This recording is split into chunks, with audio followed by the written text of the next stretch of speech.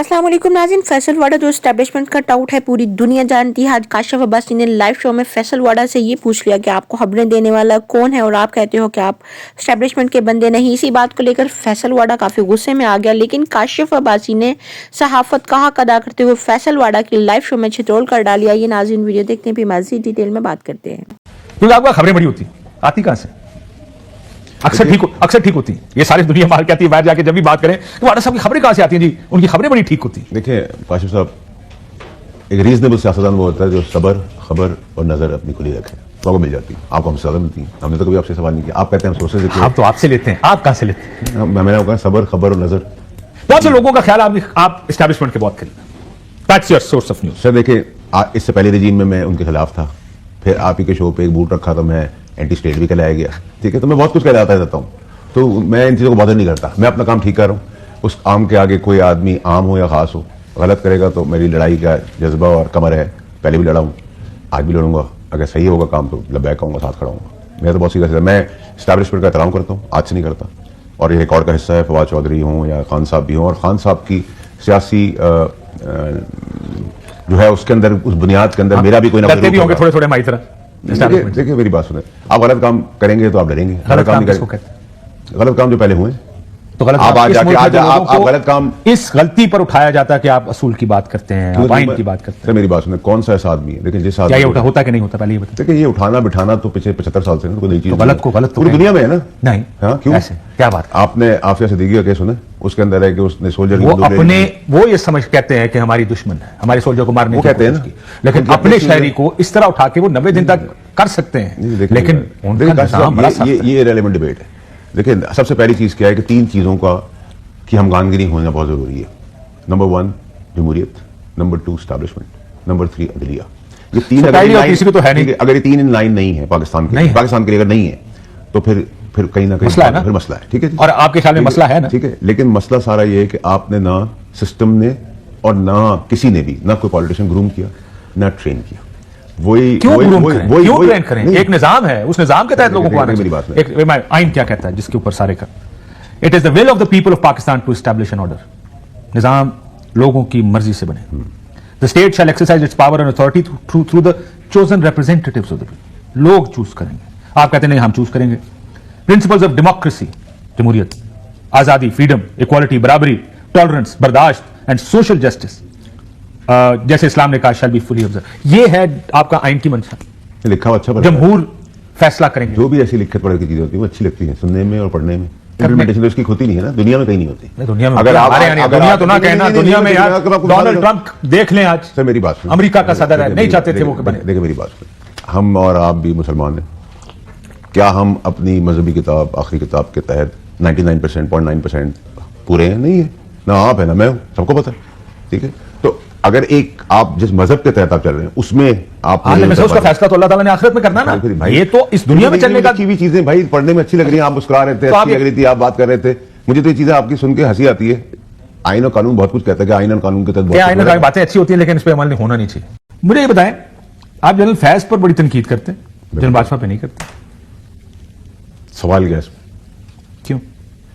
उसका बहुत सीधा जवाब है, फैज ने मुल्क को नुकसान दिया, जमहूरियत को नुकसान दिया, इदारों को नुकसान किया, पाकिस्तान का नुकसान किया।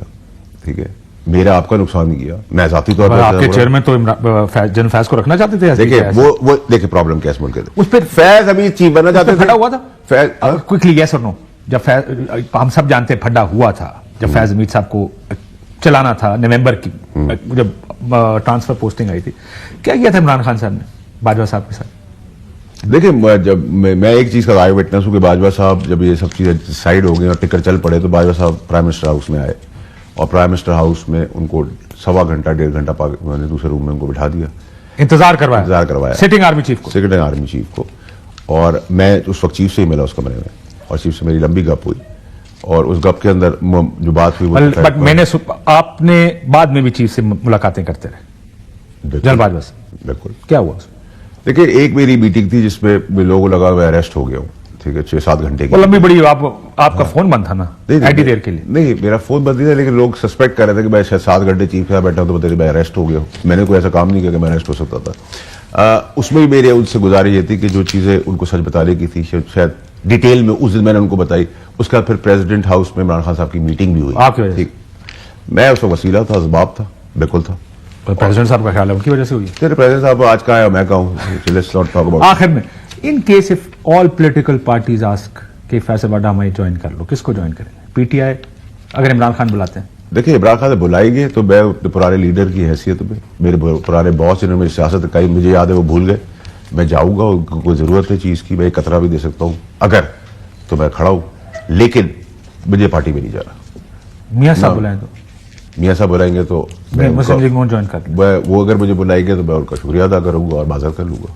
वैसे कैसा महसूस करते हैं, आज आप सेनेटर हैं, कई दफा उन पार्टियों को डिफेंड करते हैं जिन पर आपने सबसे ज्यादा तनकीद की? मैंने किसी पार्टी इसको बार बार आप कहते हैं ये चोर हैं, ये डाकू हैं, मैं तो ये अपने लुटेरे पीरियड हैं। में बहुत आजाद हूँ, बहुत क्लियर हूँ, और मैंने कभी अपनी किसी पार्टी को डिफेंड नहीं किया। नहीं, पीपल्स पार्टी आजकल क्या व्यू आपका उनके बारे में? पीपल्स पार्टी के बारे में मेरा बड़ा व्यू क्लियर है। पीपल्स पार्टी इज तो ओनली डाकू पार्टी, नहीं? एक पूरी पाकिस्तान की एक वाहिद पार्टी है जिसमें कुर्बानियों की लाइन लगी। माँ भी गई, बाप जेल गया, सर, मामू ये- गए, ताया गए, चचा गए, 18 साल से हो रहा है। आप तो जब क्या करें? जब तो क्या तकरीरें और टीवी प्रोग्राम करते थे उस टाइम तो चोर डाकू कहते होते थे इनको आप। सर मेरा कोई क्लिप दिखाए ना? निकालें जी क्लिप। अभी नहीं है मेरे पास। नहीं है ना सर, हमें पता है हमने कितनी किसके लिए क्या बात की हुई है सर, हमें याद आता है, हमारी एलिफेंट वाली वैसे मेमोरी है। सबसे बड़ा सिक्योरिटी रिस्क जो पाकिस्तान को है वो पाकिस्तान के 18 बेईमान करप्ट सियासी जमातों के लीडरान ये इस उंगली में झूले झूल रहे हैं, इस उंगली को जख्म कर रहे हैं, उसको बाहर फेंक दें। अग्रीड 100% पीपल्स पार्टी भी है ना? अग्रीड जितनी बात की है उसको अग्री करूंगा भाई। जमहूरी निजाम जो है इस अंगूठी के ऊपर चल रहे हैं, जो उंगली के ऊपर ये उंगली स्टैब्लिशमेंट की है, एक टाइम पे कट के पतली होके गिर ना जाए भाई, इसलिए रोक रहे हैं उसको। आखिर में आप निजाम इस उंगली और इसके ऊपर यानी ये कहते हैं एस्टैब्लिशमेंट आपस में मैंने सुना क्या हुआ था जब चेंज होना था, चेंज ऑफ गार्ड होनी थी नवंबर 2022 में, अंदरूनी लड़ाई थी मसलन कि क्या था उस वक्त व्यू रिगार्डिंग व्हाट सर? सवाल regarding the new chief? Chief is chief today. Yeah he is. हाँ, बट आर यू आस्किंग के बाजवा साहब का क्या व्यू था? बाजवा साहब नेवर वांटेड, जब बाजवा साहब नहीं चाहते थे कि जनरल आसिम मनी सब चीफ बने, ये खुल के पूछना चाहते थे, बता दिया आपको। और नहीं चाहते थे ये? नहीं चाहते थे। लिस्ट में पहली में नाम नहीं भेजा लेकिन फिर दूसरी में भेजा गया। सर मैंने आपको कहा ना कि आर्मी चीफ आसिम मुनीर साहब के लिए डिवाइन हेल्प हुई। इमरान खान साहब नहीं जाते थे, फैज नहीं जाता था, पूरी दुनिया नहीं जाती थी, आग लगा दी, पूरा मुल्क तबाह कर दिया, आ गया वो। बहुत शुक्रिया नाज़रीन, कौन सी इजाजत दीजिए। अल्लाह। Chief is chief today. Yeah he is. आदि पूरा मुल्क तबाह कर दिया, आ गया वो। बहुत शुक्रिया नाज़रीन, कौन सी इजाजत दीजिए।